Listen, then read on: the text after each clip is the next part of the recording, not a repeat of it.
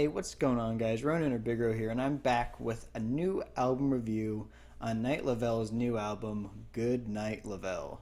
Night Lovell has previously released two albums, Concept Vague back in 2014 and Red Teen Melody in 2016. Does Goodnight Lovell meet the standards of those two last albums? I don't know. Let's see and get to the review. Okay, so some background on Night Lovell before starting.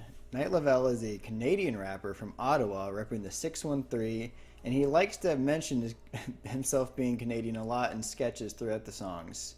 So I'll point them out in some of the songs because this is my first review. I'll explain how I'm going to do it. I'm going to go through song by song and give my opinion on each one. And then at the end, I'll give an overall score on how I felt the whole album was together. But I will go through song by song and tell you my three favorites by the end. Okay, starting off with the opener, Mary Jane. This one is one of my favorite tracks in the album, and it gives a good sense of what the rest of the album is going to be like. Night Lovell is known for his dark, spacey trap beats and his very sinister delivery, which is one of my favorite aspects of him when it comes to his rapping and his songs in general. So with this first song, we have a long opener with someone knocking on a door, lots of weird sound effects, just type of opener stuff we'd expect from someone kind of edgelord meme like Night Lovell. But moving on to the hook, this is one of the best hooks on the album. It's very catchy. Hey baby, won't you be my nympho? It's pretty catchy shit. Listen to this one if you want a good sense of what the whole album's going to be like and you want one of the better songs on the album.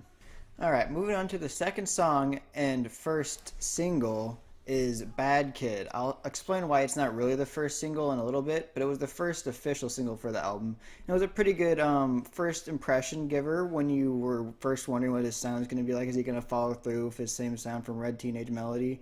And he did, as we heard in this song, where he uses a flow that's pretty slow. One is definitely slower than the first song. The delivery is still the Sinister shit, and how he enunciates on a lot of the A's, happy, one of the signatures of his delivery. And the song features a bridge that's kind of quiet, something he chooses to do a lot, and when he comes back from the bridge, his flow is switched up, which is another thing that is almost a signature of Night Lovell songs, is they go from one flow to another one. So this is another good indication of a lot of his a lot of the characteristics you'll find in a lot of his music. It's not one of the best songs on the album, but it's not one of the worst songs either. I felt it's like a middle-of-the-road song and still pretty good. Moving on, now we have Let Me Die, which is also another good song with a pretty catchy hook and a new flow that Night Lovell uses that is probably one of my favorite flows on the album. But from there, we have a stretch of songs that are not my favorite on the album. The next song is Mental Slavery, which features a hook from somebody named Lil West, who might as well just be a discount Trippie Redd, because that shit was not good at all. Lovell's verses are fine, but the hook renders the song useless, basically. The next song, Where's My Money, features pretty corny, goofy-ass lyrics that plague a lot of Night Lovell songs. It's one of the major complaints I see about him on forums like Hip Hop Heads on Reddit, and I just don't think that these lyrics are up to pace with the rest of the more introspective songs coming up. I just don't think they cut it. After that is Pain, which honestly gave me pain to listen to, but not really. But it's just a mediocre song that covers lots of themes that have already been explored and covered way better throughout the album before and after. And then finally we have Bumblebee, which is a song I don't know if I love or hate, but in the end, honestly, I kind of fuck with this song. If you're not going to listen to any song on this album, listen to Bumblebee. It works better if you've listened to a lot of his previous songs and know his usual theme and tempo, and then listen to Bumblebee and like, what the hell is this shit? It's a fun song, listen to it. I'm a Bumblebee. Moving on, we have Watch Me, which is a good song after the streak of bad songs before it. And it has one of the first Canadian skits I was talking about back at the beginning. Kind of weird. He cuts them in throughout the song too.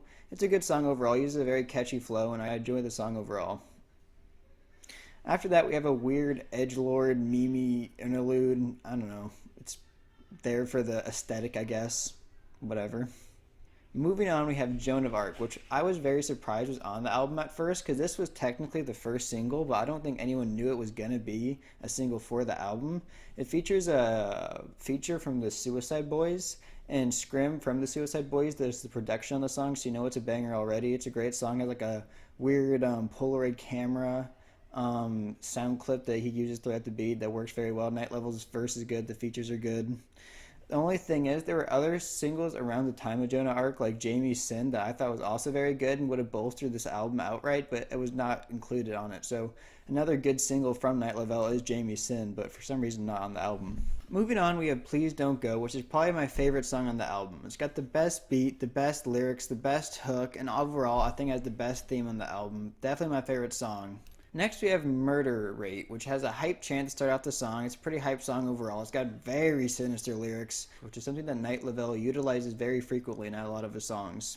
And then next up we have Pink Witch / Lesson, which if you can tell from the title is one of those songs got like a crazy beat switch right in the middle, kind of like Travis Scott's Oh My This Side. It's got a beat switch. It's basically a completely different song mashed together for another one. It's a decent song, but the beat switch is the best thing about it. And it's honestly not as good as the other single that came out before it.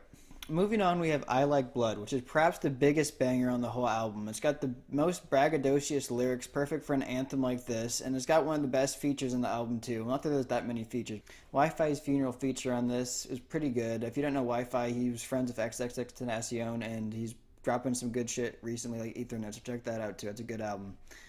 Next we have Cant Lose You, some sappy garbage. Night Lovell is on his singy melody shit. Not feeling this song. Moving on to the next one.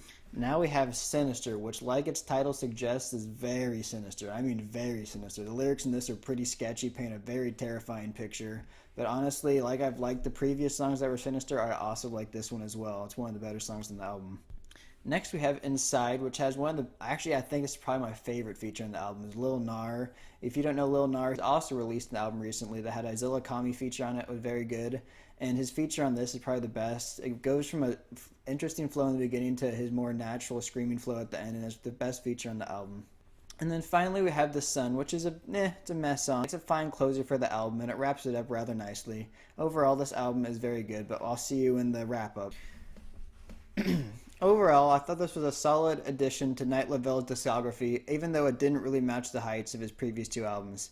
In the end, if I was to suggest Night Lovell to someone new, I would suggest the first two albums, Red Teenage Melody and Concert Vague. Listen to songs like Just Tryna, Tree of the Valleys, and Louis V first. Those are some of my favorite songs by him, and if you like those, you'll probably like him as an artist in general, and you'll also enjoy the material that's found in this album. So here in the wrap-up, my favorite three songs are probably going to be number 1, Please Don't Go. Number 2, I Like Blood. And then number 3, discounting, I'm going to go ahead and discount Joan of Arc.